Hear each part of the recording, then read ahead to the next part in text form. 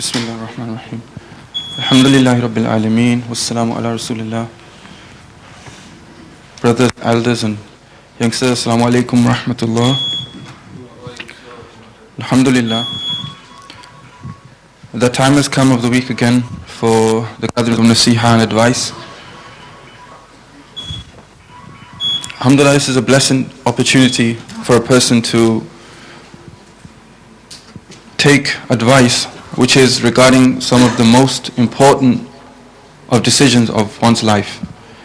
Everybody takes a portion of information throughout their day. And a believer's, for a mu'min, wisdom is the scattered inheritance for a believer. So from wherever he can get wisdom, he should take.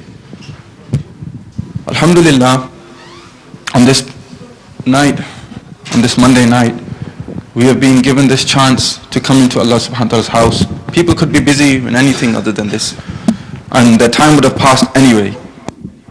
So because we are here, then it's most important that we do actually be present here. So before the bayan will be conducted, one should sit with the right frame of mind, because it is said that when people gather and sit to learn the deen of Allah, whether tazkara, the reminder, the talk of the kalam of Allah, the Quran is being mentioned, or the meanings of the Quran is being mentioned, meaning the teachings, what happens is angels come and spread, distribute mercy amongst those people. Angels participate in the form of mercy from Allah subhanahu wa ta'ala for the person. So this requires the right set of mind, the right frame of mind before they sit in those gatherings. So we are in that kind of gathering where we can take benefit from, no doubt. So one of the right mental attitude is to sit thinking that Allah is with us, watching, listening, and that Allah has given me this opportunity. So ask Allah the opportunity to straighten your cup of hearts. So you ask Allah, oh Allah, straighten my cup of heart, enable me to listen attentively, and we can make 5 du'as counted on our fingertips. Oh Allah, enable me to listen attentively, with tawajjuh, and to get the right understanding of what's being said, because a person can say the right thing, but I or shaitan can make me misunderstand it, turn it, twist it in another way. So we should ask Allah to make me listen attentively, not be distracted without any distraction, to understand it correctly, to memorize it, to put it into practice, and then to convey with hikmah.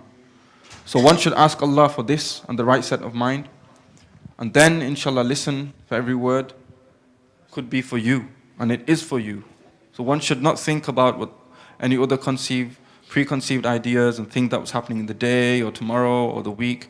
Think of where we are now and what we can do now and what's being said for you, and take it personally on yourself. So listen attentively, inshallah.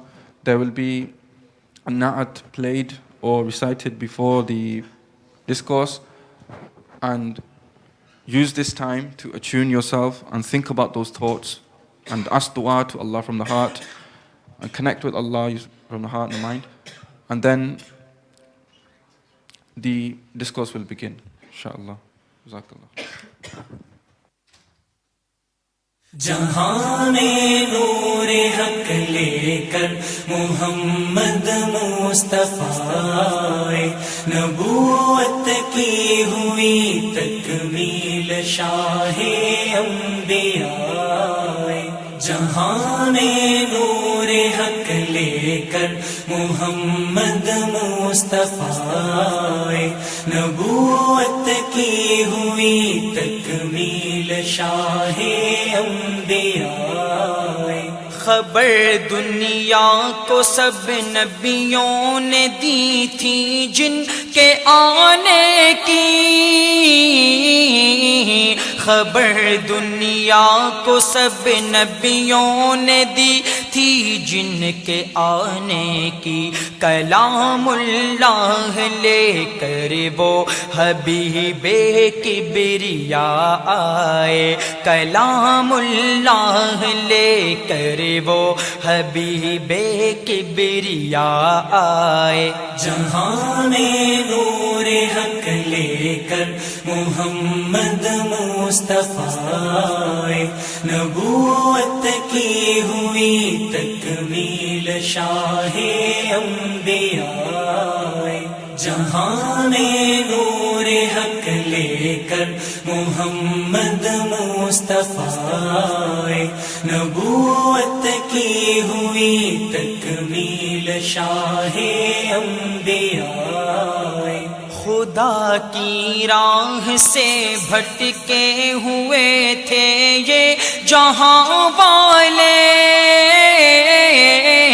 خدا کی راہ سے بھٹکے ہوئے تھے یہ جہاں والے، مگر سرکار بن کر دو جہاں کے رہنما آئے، مگر سرکار بن کر دو جہاں کے رہنما آئے۔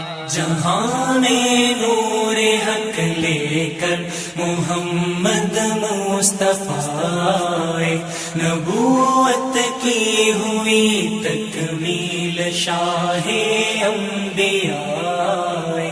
جہاں میں نور حق لے کر محمد مصطفیٰ آئے، نبوت کی ہوئی تکمیل شاہ انبیاء آئے۔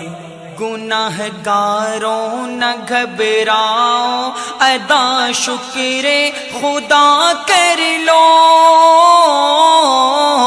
گناہ گاروں نہ گھبراؤ، ادا شکر خدا کر لو، وہ اوڑے کال کملی شافع روز جزا آئے، وہ اوڑے کال کملی شافع روز جزا آئے۔ جہاں میں نور حق لے کر محمد مصطفیٰ آئے، نبوت کی ہوئی تکمیل شاہ انبیاء آئے۔ جہاں میں نور حق لے کر محمد مصطفیٰ آئے، نبوت کی ہوئی تکمیل شاہ انبیاء آئے۔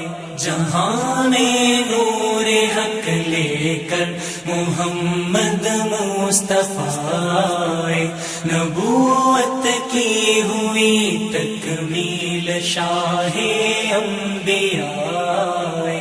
جہاں میں نور حق لے کر محمد مصطفیٰ آئے، نبوت کی ہوئی تکمیل شاہ انبیاء آئے۔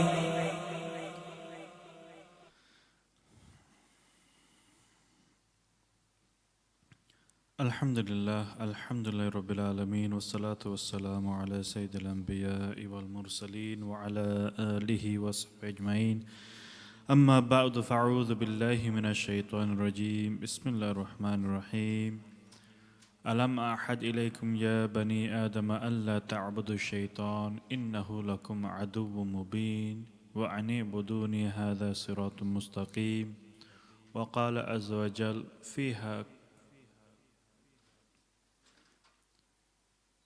فيها كل أمر حكيم، صدق العظيم۔ اللهم صل على سيدنا مولانا محمد النبي الأمي وعلى آله وسلم تسليما كثيرا۔ We begin by praising Allah Azza Jal, the Exalted, and may His unlimited peace and blessings be upon His beloved Messenger, upon the family of the Prophet ﷺ, upon the companions of the Prophet ﷺ, and upon the awliya and salihin of this ummah, khususan upon the great Mashayikh of Tariqat Muhammadiyah, Sayyidina Abdul Aziz al-Dabbaq rahimahullah, and upon Sayyidina Abdul Qadir Jilani rahimahullah, and upon all the mashaykhs of all turuqs. And may Allah subhanahu wa ta'ala benefit from them, from their teachings, from their sahaba, from their actions, from the inactions, from the silence, and from the thoughts. That indeed, that this is how we will really be able to live when we read the books of Awliya and Salihin. It feels as though their teachings are still alive, and it's as if they're still living with us. This is how it feels. So if this is how it's like just to read about the teachings, then how would we like to actually act upon the teachings? Many times when you read the books of Awliya and Salihin, for example, you read the books of Sayyidina Abdul Qadir Jilani, of Sayyidina Abdul Aziz Dabbaq, it is though that you will see brothers and sisters will say as if they're talking to us, as if they're actually talking to us. If this is reading about the teaching, if this just reading has this effect upon us, how will it be like actually if we actually implemented what they were teaching us? How would it be like? What kind of life would it be like? So whilst we were in Guyana, they mentioned three things, and probably you might have heard this before, is that just to make sure that everybody's awake, 3 lives. It doesn't know how many lives we have. We have 3 lives, they said. 3 lives, Allah we actually have 3 births, you could say. 3 births we have, or 3 lives. The one birth which everybody has normally is the birth that when we come to this physical world, the physical existence, isn't it? But we are supposed to be higher level of creation, high level creation, ashraf al-makhluqat. Animals also have a birth as well. We have a birth and animals also have a birth. So what's so superior about that? So just to make you ponder that there are 10 things that animals do that we also do as well. There are 10 things that we do that animals also do. Can anybody mention any of them? Just to, well, yes, young brother. Sorry? They walk, okay, they walk. Animals walk, mashallah. Some also don't walk, they don't have feet, but yes, animals walk. Anything else? One more brother said they eat, animals eat. They eat, mashallah. When it comes to our brothers and sisters, first thing we mention that langar is definitely there, and we have to mention the food first. Whenever there's majlis, langar has got to be mentioned there, otherwise nobody come. No food, no good. That's what they say, okay? So food, one is they eat. They see, they see, okay, some animals they see. Anything else? Sleep. Animals eat, they sleep. Anything else? Okay, any brothers come? They have family, okay. Animals have a family. Shaban, any? Okay, they go for work, okay, they work. Yes, yes, brother. They fight, obviously, they fight as well, mashallah, yes.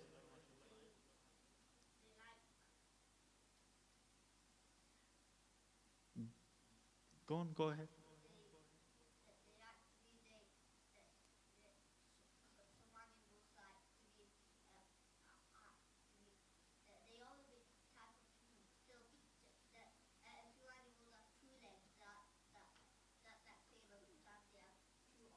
Yes, that's true. Some animals have 2 legs and some animals have 2 arms. Mashallah, at least he's awake.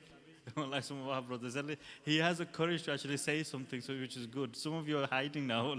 Finding a place to hide. It's amazing how everybody just hides. But at least he's brave. Mashallah, very brave. So one thing we can say is that animals, they eat. They drink. Yeah, they eat, they drink, they sleep, they rest. Okay, what they also do is that they also socialize. They play as well. We like to socialize, they play. We can also say, like Nawaz was saying, that they marry. Animals marry, they marry. They have children, they bring up children, they educate and nurture their children. Okay, that's what they do. What we can say is that they do business. Like look at that. If you want to look at the business, one of the most successful business in the world, look at the honeybees. The honey factories, always buzzing away, always busy. And the word busy came from buzz. business, there you go, they're the ones who actually establish business. So they are busy making honey. There's no factory in the world that can make honey as they make it. So they do business, the ants do business, they collectively work, they do business, they work together. They also, what else can we say, that they also fight? So there's about 10 things that we mentioned. Isn't this what human beings are doing? So where is the superiority between me and myself and yourself and the animals? If this is the case that we made our life this, that we work, we sleep, we drink, we eat, we marry, we bring up children, etc., etc. If we're doing this, our life is still merely like an animalistic life. We haven't achieved what we're supposed to be achieving. If this is the case, for example, many of us have taken business as to be priority. We need to make sure we earn wealth and making sure that actually we get a good bank account, a big bank account. This is our objective. Well, animals are doing that. Some people make family objective. Family comes first. It has to be important. Well, that's what animals are doing. Some people say, okay, we have to work. This is what animals are doing. Some people say, like sustenance, the brother was saying, they are seeking sustenance. Children becomes very important to people. That's what animals are doing. In other words, is that if we are behaving or conducting ourselves, how do we become the superior creation? If this is what we're doing, if this is our priorities. So if the first thing, for example, the first birth is that we've had in this world, animals can say that we are the same as you, because this is the first birth. This is one of the first birth that you've had, and we had the same birth. So what's so superior about you? The second birth, the Mashayikh has said, is that when you come to realize your purpose in life, that is really a new birth, a real beginning. Why? It's because if you are now roaming like animals, haphazardly grazing from one land to another land, flying from one place to another place, seeking sustenance from one place to another, that's what animals are doing.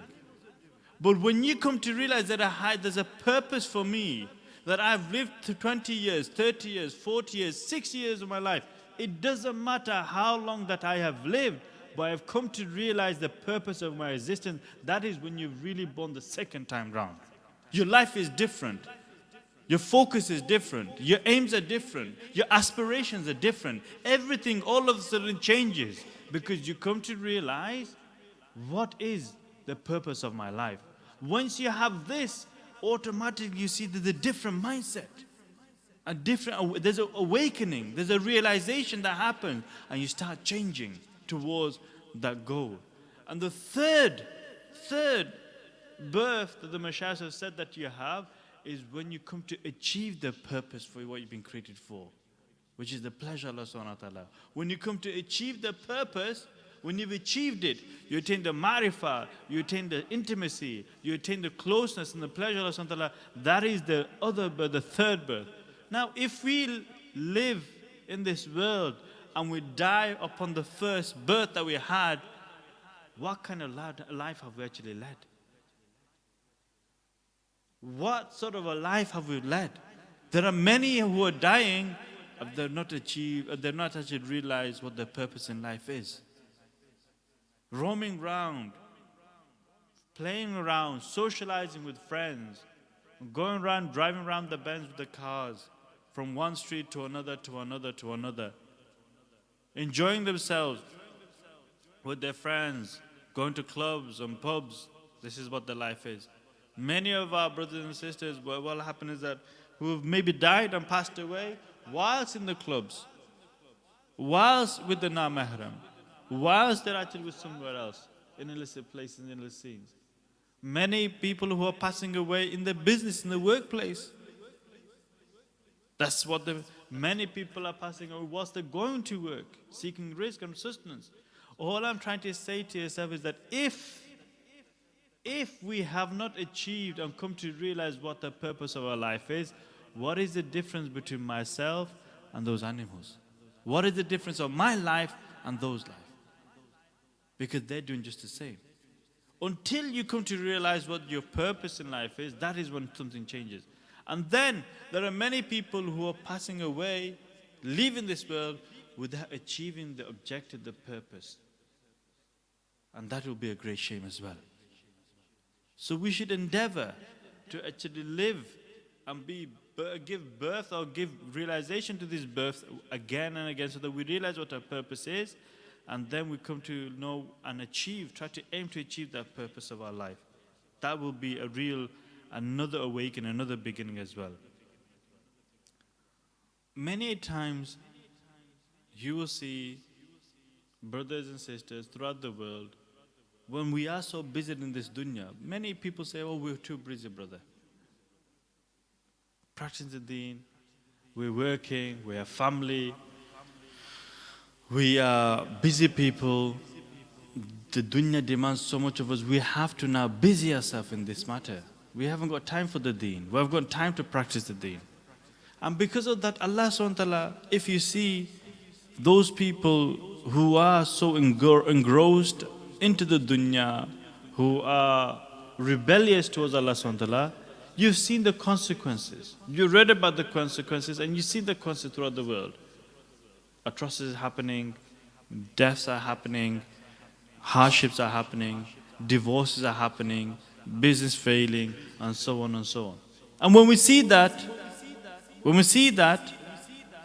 they become a lesson for us. How many times have we said that, you see that boy? Our parents say, you see that boy? He didn't educate himself, he didn't become this, and this is how he's ended up. Make sure you don't become like that. It becomes a lesson. Isn't it? It becomes a lesson. So Allah subhanahu wa ta'ala then gives us many messages. Many nations, many countries, many peoples, many societies. He's given us messages day by day, so that we can take lesson, ibarah. If we don't then turn and realize and take heed of those lessons, then we become the lesson. That was a lesson. Allah subhanahu wa ta'ala is giving us a lesson. We take ibarah. But if we don't come to realize, and if we don't actually put that into fruition and take ibarah, then we become the lesson. Either take the lesson or become the lesson. It's up to myself and yourself. Either take the lesson that Allah subhanahu wa ta'ala is telling you, the message He's sending, that if you become like this, look, my dear servants, this person, he thought that his purpose is going to be just business, and look, his business has collapsed. Take a lesson. Don't be ridiculous. Obey me. I am the one who gives risk. Understand this. And we think, but I'm clever. I will make it even more successful. I won't fall. I won't actually. No, Allah subhanahu wa ta'ala shows. Then there are people who say, oh, you see, take lesson in Ibrah. You see many people committing suicide. Why are they committing suicide? Take lesson in Ibrah. But what happens? We don't. So either when Allah sends His messages, when people are being disobedient, He sent them. In the Quran, He recalls those stories of those people who are rebellious, and then look what Allah has done to them. That should be a lesson for me and you. But if we are still behaving like that and not taking a lesson, then Allah says that you will become the lesson then for others. And the wise, they learn from the mistakes of others. Not from their mistake. Really, the wise will learn the mistake of others, not from their own selves. Whatever mistake that person make, they will automatically say, that's the error, and I will make sure that that is not in me. I don't fall to that trap. And the fools are those people who, despite making the mistake from others, seeing the mistakes of others, they fall into the trap themselves, and then once they do it, they still keep on falling in the trap that they don't take lesson from it. Then if a person doesn't act, if a person doesn't turn back, if a person doesn't actually amend their ways, then that's why people say, brother, I'm in a problem. Sister, I've got a problem. My husband's doing this to me.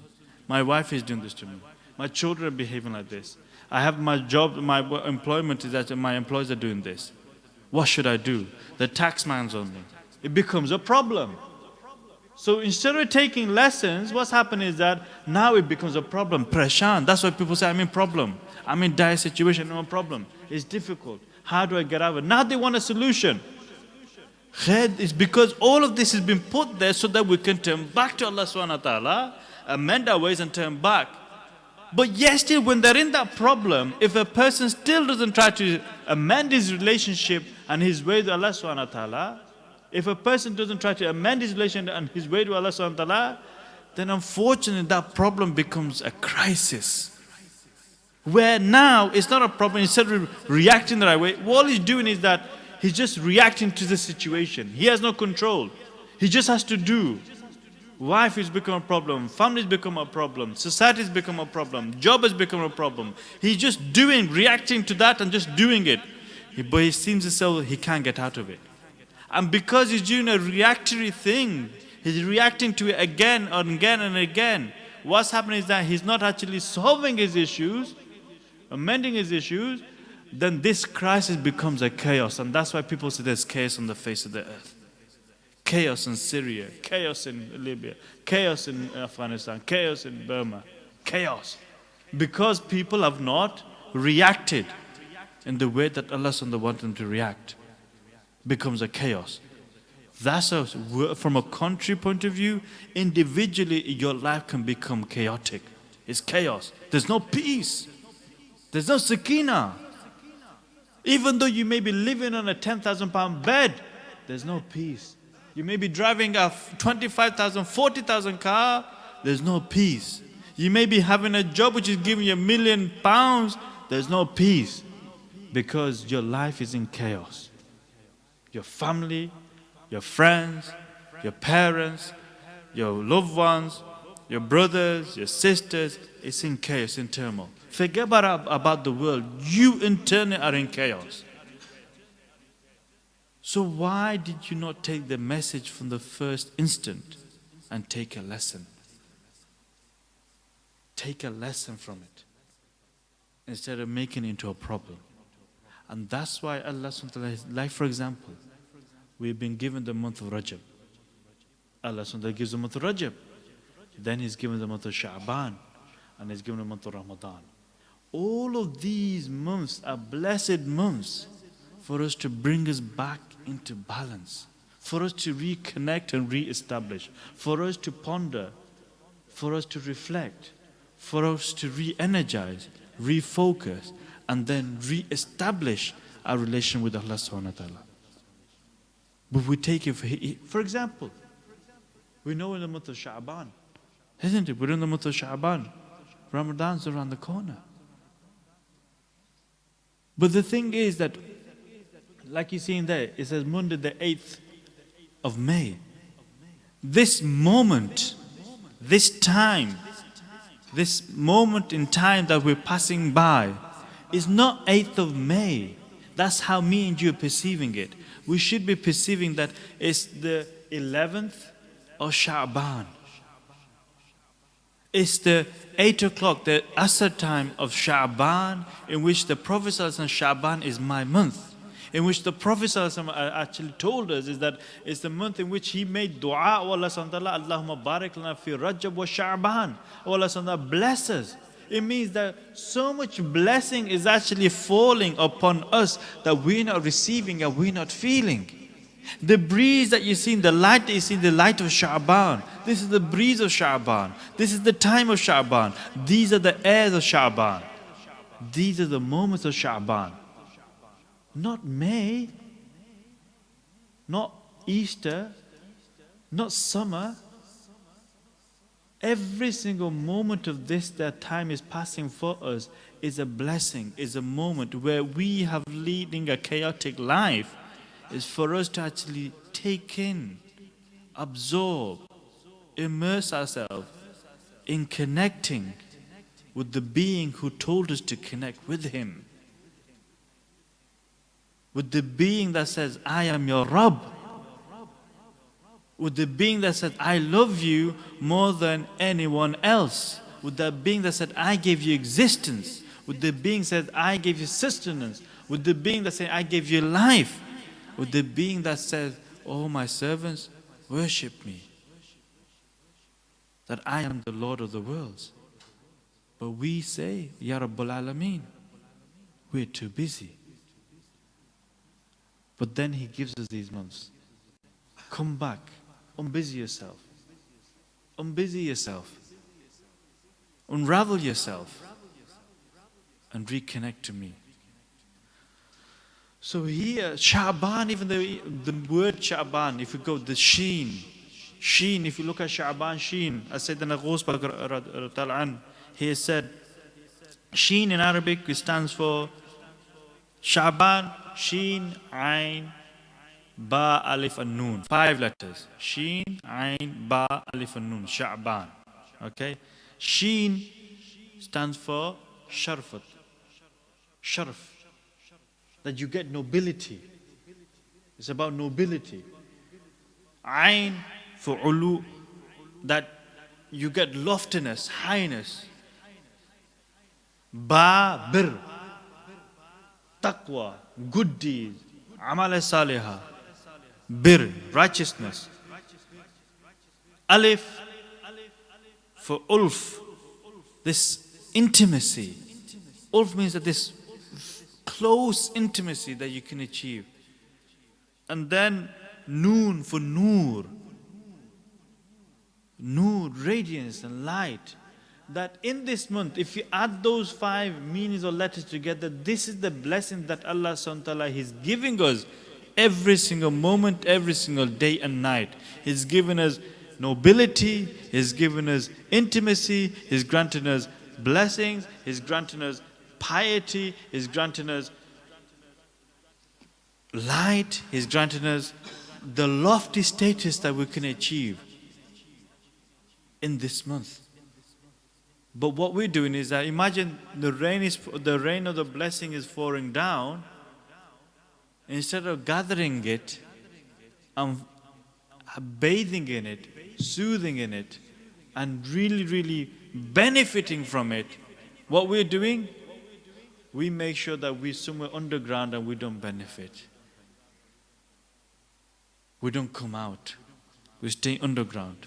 And as you know, what happens when people do underground is very dangerous. Underground, you only need to ask the gangsters what they do underground. That's what they do. So we need to come up ground, not underground. So here is that these rain showers of blessings are supposed to fall because in Rajab you have planted the seed. Planted the seed of intimacy, of nearness, of love and piety of Allah to Allah subhanahu wa ta'ala. That's why the rain of Sha'ban should be falling down, nourishing you, nurturing myself and yourself, so that this plant grows and gives fruition. It grows and gives fruition so that when the month of Ramadan comes, all you're doing is time to have some reap benefit from it. Eat from the fruit and blessings of the harvest that Allah will want you to partake in the month of Ramadan. But you're not doing this. So he alayhi rahmah said, far from being negligent during this month, in this month of Sha'ban. Don't be negligent. Listen, you do not know myself, how many Ramadans? Some of us, what, 40, 50, 60? We probably lived about what, 20 Ramadans? 30 Ramadans, 40 Ramadans? We don't know if we're going to get another Ramadan. Remember, this Shaban is coming, Shab Barat is coming. I was going to talk about this, but unfortunately, we haven't got much time of this. But Shab Barat is coming. The night in which the whole year's rizq, life and death is being written in that night. So that night, as we are thinking we're going to live till 60, 80, maybe our name is written on the list of people who are going to pass away. We do not know. But we might be enjoying, playing, socializing, planning. And what I'm saying to yourself is that this realization, you've got to come to this realization, is that myself and yourself have no guarantee that we'll reach, let alone Ramadan. Hence why the Prophet ﷺ said is that Ballighna Ramadana, enable us to reach Ramadan, because there's no guarantee we can reach it. Help us to reach Ramadan. And if we do reach Ramadan, there's no guarantee that we're going to reach the following month or the following year. So for some reason, myself and yourself are this people who have got this guarantee. For some reason, myself and yourself have got this guarantee that we're people of Jannah. That we're people who are, now people are guaranteed paradise. That's why we're not doing anything. Isn't it? Isn't it? That's why we're not doing anything. That we've been assured paradise. That yes, yes, Allah SWT is Ghafurur Rahim. Yes. My dear brothers and sisters and elders who may be listening, is that if this is the case, then why did the Prophet, if you want the most extreme example, why did the Prophet ﷺ say to his beloved daughter, Sayyida Nisa Ahl Jannah Hazrat Fatima Zahra anha, she is the queen of paradise. The queen of paradise. And she is being told by the Prophet ﷺ, oh Fatima, just, this is my words, now just listen to me, is that, oh Fatima, is that, oh Fatima, if in case you're thinking that you are my daughter, in case you think that you're my daughter, that you don't need to do anything, get this out of your head. Even though she is blessed, even though she is, and the inshallah is that she is blessed and she is the queen of paradise, but the mentality, the Muhammadan mentality that the Prophet ﷺ is trying to impart into the mindset of the Sahabi, into the mindset of their children, into the mindset of the beloved ones, is that, listen, wisen up, is that in case you are thinking you are blessed and you are the daughter of the Prophet ﷺ, oh Aisha, you also need to work hard and save yourself from hellfire. If the Prophet, we know how lofty and we know how high ranking, and she is the queen of paradise. If the Prophet ﷺ is saying this to Hazrat Fatima Zahra, who's me and you? That we just sat here and we think that's it, we are it. We don't need to do anything. So there's something which is lacking in myself and yourself, which is called amal. For some reason, we have got used to being in the sohbah of mashayikh, and we think just by being the sohbah, this is it.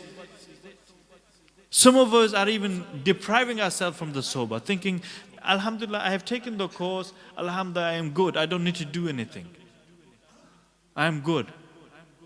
So they abandon whatever amal they've been given. This is wrong. Then those of us who are having the sohbah, they say, Alhamdulillah, at least I have the sohbah, which is good, that's good. But where's the amal? For some reason, myself, I am seeing a lot of brothers and sisters brothers who have actually been here, been long time. I'm saying this is really for them, really, is that imagine the golden days that you will say, the golden years that you will say. When you say, I was with Hazrat Sahib maybe 5 years ago, 10 years, the golden years that you'll imagine that they were golden days. Why were they golden? I just said, why were they golden? Because they were golden because you were doing the amal of the golden days. Because you listened to the mashayikh, you took the amal, you took the nasiha, and you implemented. Like I said at the beginning, is that there's the teaching of mashayikh, you read it, you feel alive. You feel alive. But what will happen is that if you were to implement the teaching, how would you feel then? If you're feeling alive just by reading the nasiha of the mashayikh, how would you feel if you implemented that teaching into your life? How would you feel if this is the doses that you're supposed to have? Then no wonder if you're not doing anything, don't blame anybody apart from yourself that the fact that you're feeling dead, lonely, delusional, distant, away, far. If it's resonating with your hearts, what I'm saying,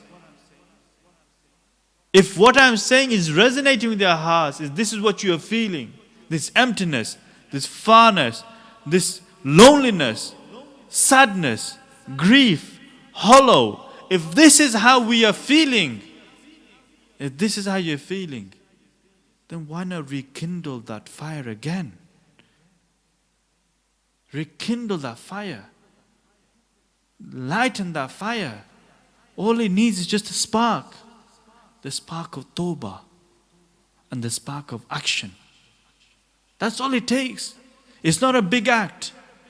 Just a turning, just a heart. I'm saying just go within yourself, within the level of heart, and the heart that is feeling now, turn it.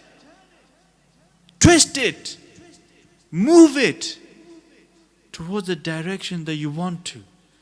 By that intention that you're going to make now, maybe Allah subhanahu wa ta'ala then helps you to completely move it. With that intention. At least make the intention. and rekindle it. Re-immerse yourself in it. Because without it, Mashayikhs are there in Maghrib, in Morocco. At this probably time, this moment in time, maybe they are there, sat there. Allah Ta'ala knows best. Maybe they're sat there at the mazar and we're sat here. Maybe they want us to join us there and be blessed with them in the company. You have the opportunity to do that. But we're not taking the opportunity. I say, here's free ticket. Free ticket. Here, brother, you can take this ticket. Here's the ticket. Who would not like to go? You don't want to go. Why not do it? You have been given the ticket.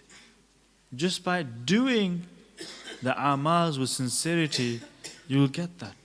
You'll get the blessings. You'll feel the intimacy. You'll feel alive again. You'll feel energetic again. You'll feel wanting to actually do more again. Don't let shaitan just hammer you thinking you're useless, thinking you're not capable, thinking you can't achieve. That's what he wants you to think. So he, alayhi rahmah, said, exert yourself in this month. Exert yourself in preparation for the coming month of Ramadan, using the days to remain to get clear of sins and repent. So do tawbah, cleanse yourself, remove yourself of whatever sins and shortcomings that you're displaying, eradicate it, remove yourself from it. One should beseech, he's saying not just ask, but beseech. Beg Allah subhanahu wa ta'ala for what? In this month of Shaban, and we should beseech and beg Allah subhanahu wa ta'ala, cleanse me of my sins, cleanse me of my faults, remove these errors that I keep on doing, that I fall. Remove this from me so that I may achieve and come to meeting the month of Ramadan in the state that you were pleased with, if you so wish me to do so. One should appeal to Allah subhanahu wa ta'ala through the owner of this month. Who's the owner of this month? Rasulullah sallallahu alaihi wasallam. He is the owner of this month. He's saying, use the wasila of the Prophet sallallahu alaihi wasallam. Use the wasila of the Prophet sallallahu alaihi wasallam until one's corrupt heart is turned to good. Sickness of the heart is given alleviation and given ilaj and is back to life again. What is the sickness of the heart? Sins and heedlessness is what keeps us away, makes us sick, fall sick spiritually. And the ilaj is remembrance of Allah subhanahu wa ta'ala. This must be done without delay. He's saying, this is not me saying, Sayyidina Ghusbak is saying. He's saying is that if me and you are thinking, oh, we'll wait till Ramadan or whatever, he said, no, wake up. This must be done without delay. Don't say, I'm going to do it later. He says, now, not till tomorrow even. Don't put it off till tomorrow. For the days are of three. Days are of three. If you're saying, yes, Brother Qais, you're right. I do want to change. I will want to change. I will want to mend my ways. I want to be immersed in the blessings of Shaban. But I'll do it tomorrow. He said, no. Don't put it off even till tomorrow. Don't even put it off till tomorrow. He's saying, because the days are of three. There's yesterday. This is me not saying it. This is Sayyidina Ghusbak saying it. Yesterday, which is the date in history. Yesterday is gone. The date is in history. Yesterday was 10th of Shaban. It's history. It's history now. You can't get it back. It's gone. Yesterday is the date in history. Today, which is the time for action, for you to do amal now. Today is the day for you to act upon things. You have got this day. This is the moment that you're living in. This is the time to act. Because that breath that you just have, it's not coming back. That 10 minutes, for example, that 1 hour ago, whatever you're doing, you can't have that back again. Let alone a day, or 10 days ago, or a month ago, or a year ago. You can't have it back. But the moment that you can do is this now, the present moment, today, you can do something. This is the day of Amal. And tomorrow is a hopeful expectation. It's a hopeful expectation because there's no guarantee you reach tomorrow. So yesterday, history. Today, the present is time for action, and tomorrow is a hopeful expectation for whether you will reach there or not is beyond your control. Thus, yesterday is caution. So yesterday was a warning for you. Analyze yourself. How was your heart? How was your deeds? How was your amal? Do muhasabah of yourself. What was the state of my iman? What was the state of my amal? What was my state of ihsan? What level was I at yesterday? So that today, it becomes better than yesterday. So take yesterday as a caution, today as an opportunity, because if I did wrong yesterday, I can change it. I can do tawbah. I can amend it. Allah subhanahu wa ta'ala has given me another opportunity to change it. Yesterday was a caution. If you hadn't done the things that you're supposed to do yesterday, today you can change it. You can make it right and change it. Today is an opportunity, but tomorrow is a risk. If you live in it tomorrow, it's a risk. You may never get there. Likewise, the month of 3. Rajab now is in the past. Rajab is gone. We were only 4 weeks ago, I think before I went, I was talking about Rajab and the blessing of Rajab. It's gone. Rajab is in the past. It's gone. Rajab is in the past and gone beyond return. You don't know if you're going to get that again. Ramadan is awaiting you in the future, which you may not live to see. Myself and yourself may not live to see. So Rajab is gone, is beyond return, and Ramadan is in the future, which you may not live to see. And between that you have Shaban. You have Shaban.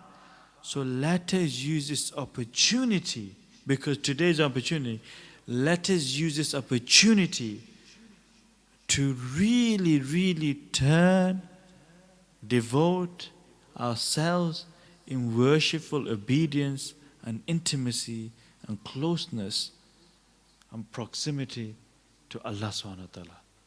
Use it. Use this month to really, really seize the moment in which you can achieve the closeness and pleasure of Allah subhanahu wa ta'ala. Don't wait. Do not wait. Change. Don't feel like every other day that you're feeling. That this is, you're just doing the phase of time. Or this is Tuesday, or Monday, or Wednesday. Change it and feel as though this is the Tuesday of Shaban, the Monday of Shaban, a blessed month. A month in which I can actually come more closer. Enliven yourself, reconnect and rekindle your link and relationship with Allah, the Messenger of Allah sallallahu alaihi wasallam, and the Mashayikh. Jazakumullah khair wa ahsan jaza. If you have any questions, quickly we'll take that same questions. Otherwise, we'll start the inshallah dhikr of Allah subhanahu wa ta'ala. Subhanakallah wa bihamdika ashhadu an la ilaha illa anta astaghfiruka wa atubu ilayk.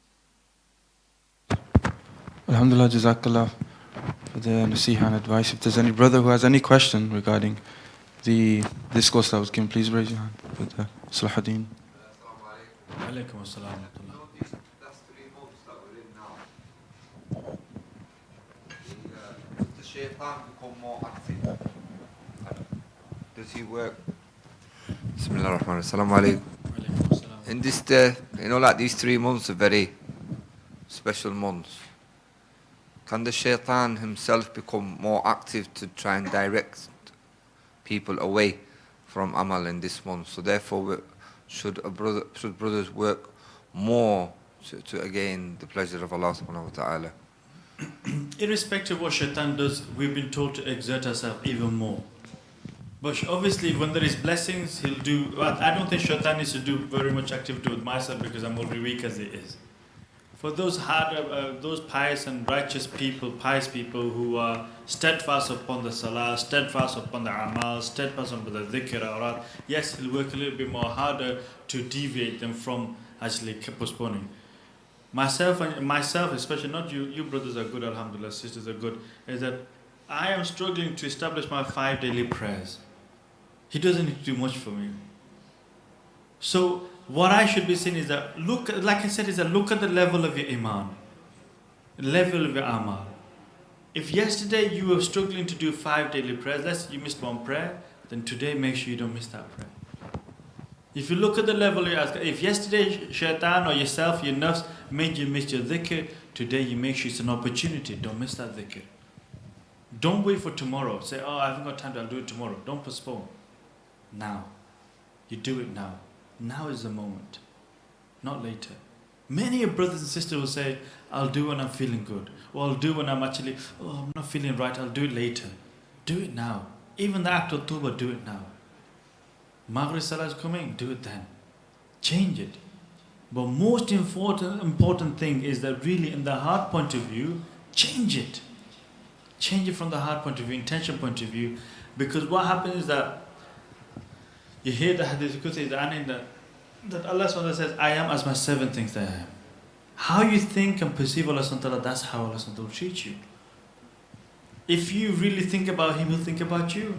If you mention Him, He'll mention you. You come towards Allah, He'll come towards you. But you need to be the one to initiate it. The one who starts it. So inshallah, if there's any more questions, we could possibly sit with the brothers after the Maghrib Salah. As Maghrib is closed, we will inshallah have the zikr gathering before.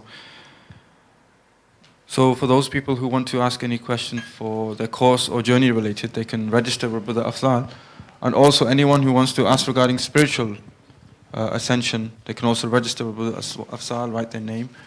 And just quickly a few announcements is that if anyone does want to know anything more, how they can improve these themselves, then alhamdulillah, more time can be given to them after the Maghrib Salah, so they can sit and brothers can give them one-to-one time more. So our teachers are constantly traveling on the path of dawah for the sake of Allah on the globe. And they just returned from South Africa trip, Canada, USA, South America trip, that is. And now they're currently in North Africa, in City Affairs, for attending the Sufi conference from 7th to the 17th. And if any brother still wants to participate, they can still participate. They can still travel there. If not, then they can contribute financially and sponsor anyone to go. If not, then they can sponsor at least one booklet or material so they can see brothers and how they can also contribute financially if they can. Other than that, there are more gatherings happening in the month. PerfectYourFast.com presents a one-day workshop which will be delivered on Saturday 21st, actually it's a Sunday, 21st May from 9:30 a.m. to 5 p.m. Also, this will be in Birmingham on Saturday 20th. For tickets regarding this, contact Brother Mazhar. It's regarding fasting and how to benefit from a fasting on a full day, intensive, productive session for those people who want to learn in depth. Just with regards to about the fasting, it's very important. If you know brothers and sisters or yourself, is that it comes once in a year. Many times if you're fasting, I say to yourself is that if you've been fasting the way you've been fasting 30 years, 40 years, it's the same as when you're fasting when you're 12, 13, then you've not benefited. You need to change, you need to evolve your fasting as well. So it's so important to know what are the ways in which, how does Ramadan benefit me? How can I make my Ramadan very productive? So that I can maximize the time that Allah has given me in the month of Ramadan to then create my link and relation with Allah to connect with Him and establish my relation with Him. So that after the month of Ramadan, I am firm and strong upon my deen. It's a 30-day fast, it's a 30-day course, crash course you're going to go on.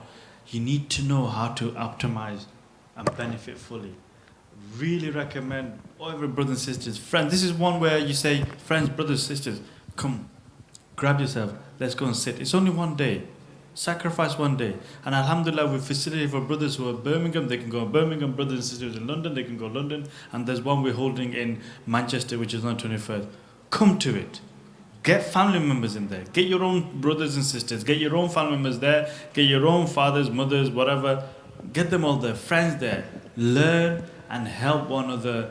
Be support of one another to learn collectively so that then we can better ourselves collectively. Okay? So it's a one-day intensive, a full day, and it's very productive and beneficial, brothers and sisters. So this one in Manchester is in the city centre in Britannica Hotel, that is, on the 21st of May. So brothers can register the names for that on the website. That's perfectyourfasting.com. Also, another weekly majlis that happens is in Bangla Majlis, which is on every Tuesday at 8 p.m. in Intelligence Academy. So brothers can take note of that. inshallah, now we'll start the zikr gathering. And there are a few adabs of the zikr gathering, is to sit with the right frame of mind again and use this time to ask Allah subhanahu wa ta'ala, start your journey now. Start the journey of Ramadan through these remaining days of Shaban. Start your journey of the 15th Shaban now on this 11th, 12th night. Start your journey of the reconnection, whatever one aspires, now is the good opportunity. So use this to focus and concentrate on the present now, not what's happening in an hour later, not what happened 2 hours before. Concentrate on the zikr, follow the words, and use your heart to think about Allah subhanahu wa ta'ala is watching, listening, present. And brothers, if you could come close and join in with the sound of the zikr, join in with the tune, join in with the rhythm, and inshallah thereafter there will be the Maghrib Azan, and then inshallah Masnoon Azkar after. Jazakallah khair, thanks for coming, may Allah bless you. Assalamu alaikum.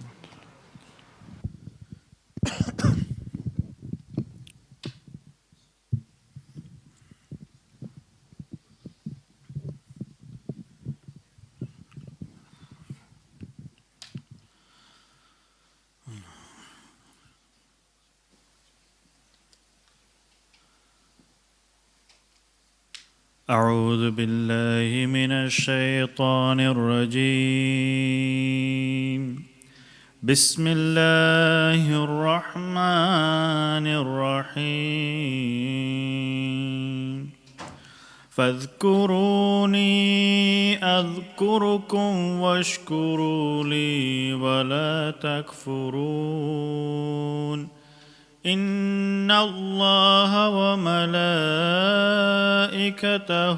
يصلون على النبي يا أيها الذين آمنوا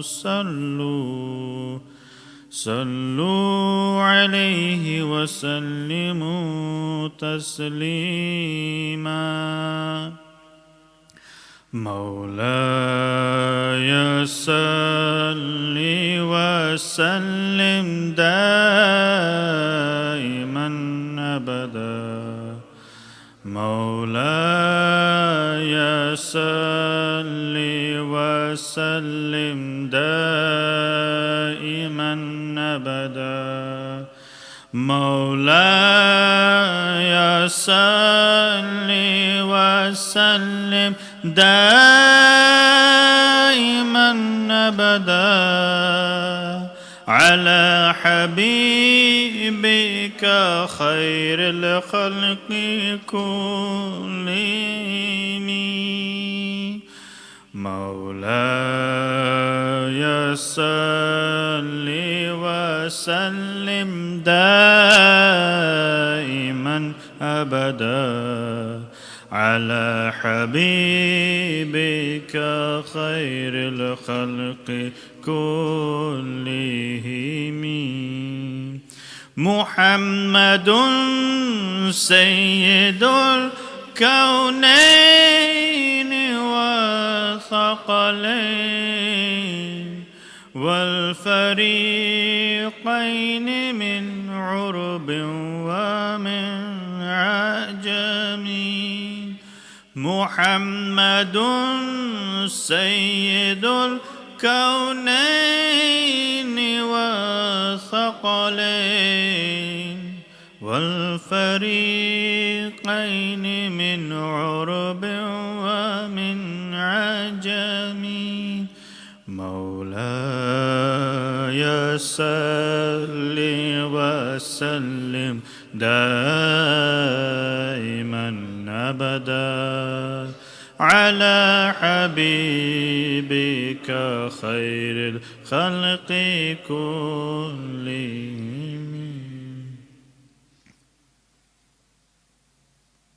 صلى الله على محمد صلى الله عليه وسلم صلى الله على محمد صلى الله عليه وسلم صلى الله على محمد محمد صلى الله عليه وسلم صلى الله على محمد صلى الله عليه وسلم صلى الله على محمد صلى الله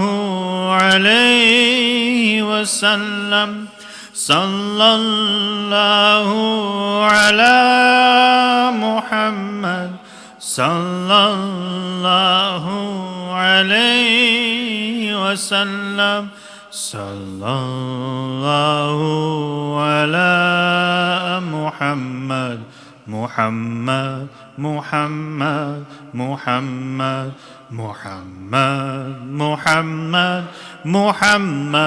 محمد محمد محمد محمد محمد صلى الله على محمد صلى الله عليه وسلم صلى الله على محمد صلى الله عليه وسلم وعلى آله وأصحابه أجمعين وعلى آله وأصحابه أجمعين.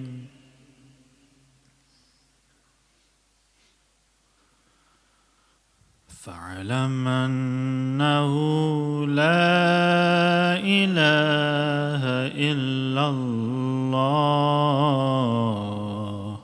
محمد رسول الله. لا إله إلا الله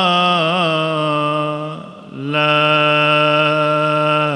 إله إلا الله لا إله إلا الله لا إله إلا الله إلا الله إلا الله إلا الله إلا الله الله الله الله الله لا إله إلا الله لا إله إلا الله إلا الله إلا الله إلا الله إلا الله الله الله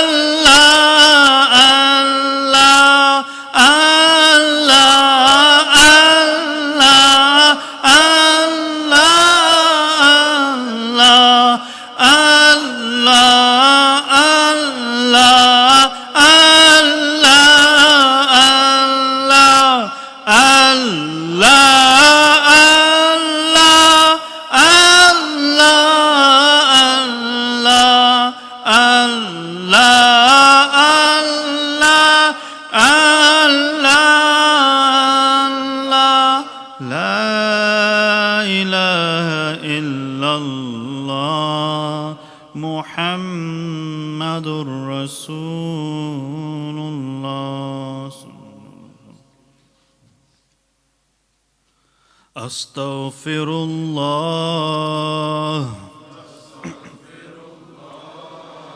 الذي لا إله إلا هو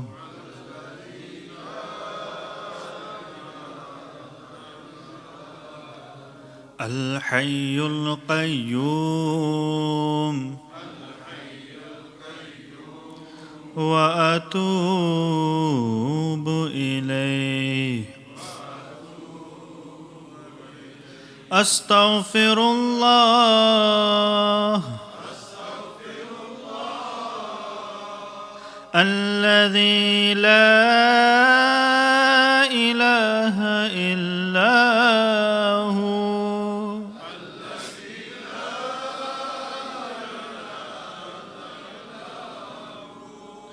الحي القيوم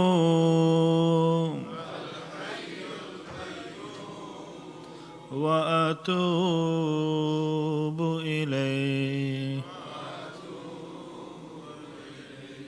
أستغفر الله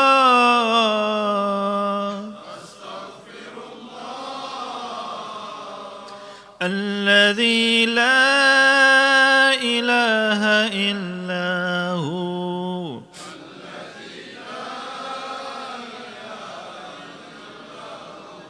الحي القيوم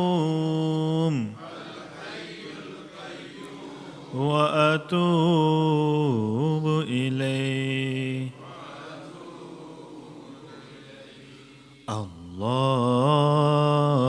اللهم صل على سيدنا ومولانا محمد وعلى آله وأصحابه وسلم اللهم صل على سيدنا ومولانا محمد وعلى آله وأصحابه وسلم اللهم صل على سيدنا ومولانا محمد وعلى آله وأصحابه وسلم اللهم صل على سيدنا ومولانا محمد وعلى آله وأصحابه وسلم اللهم صل على سيدنا ومولانا محمد وعلى آله وأصحابه وسلم الحمد لله رب العالمين والعاقبة للمتقين والصلاة والسلام على سيد الأنبياء والمرسلين وعلى آله وصحبه أجمعين.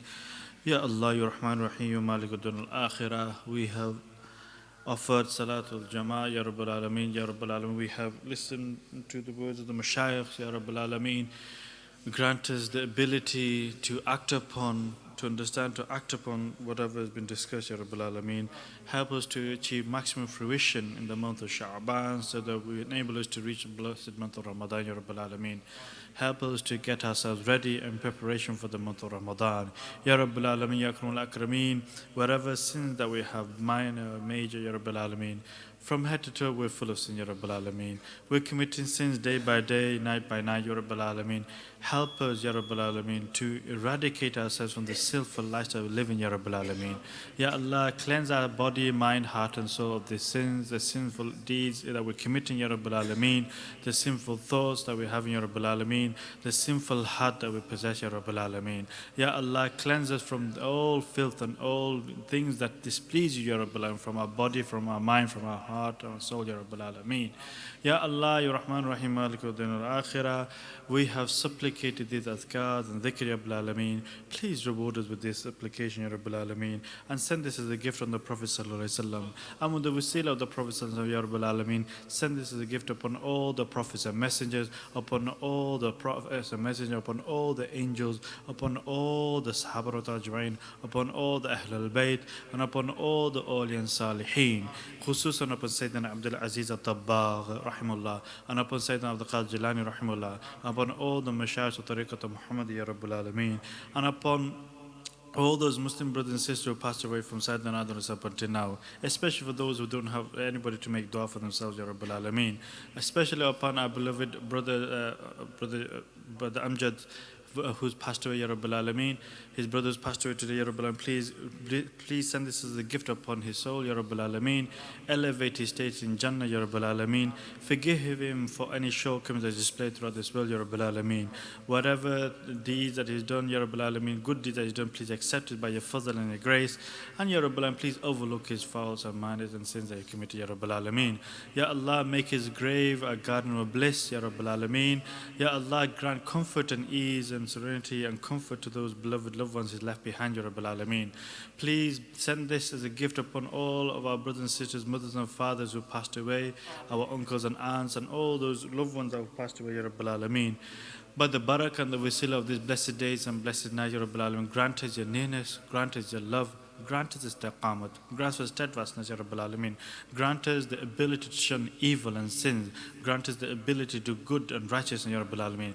Grant us the nur of taqwa and iman and elevate our and status and rank in this world in your sight, Ya Rabbil Alameen, with piety and righteousness, and in the akhirah, Ya Rabbil Alameen, with piety and righteousness, and in the company of the pious and righteous, Ya Rabbil Alameen. Ya Allah, Ya Rahman Rahim, grant us a tongue that does the dhikr, a mind that thinks of you, and a heart that beats your remembrance, Ya Rabbil Alameen. Wa sallallahu ala khayri khalqihi. Ya Rabbil Alameen, please, our beloved Master is traveling from the four corners of the world without rest, without ease.